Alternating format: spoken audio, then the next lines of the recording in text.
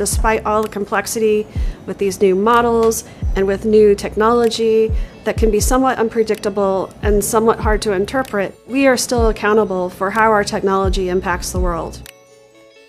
Second, I think about accountability as the structure that we put in place so that we make sure that we consistently are enacting our principles and that we're taking them into account in everything that we do.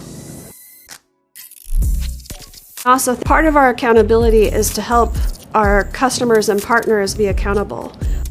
We have a set of principles that guide how we develop and how we sell and how we advocate for regulation on facial recognition, because we feel like all three of those pieces are really critical to be accountable.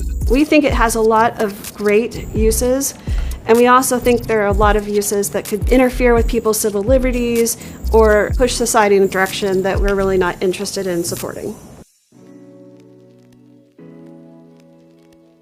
So in moving from our facial recognition principles to practices and processes that we can follow across the company, what we've had to do is to take a high-level principle, such as our commitment to fairness, and think about how do we have our development teams view every stage of the development life cycle with those principles.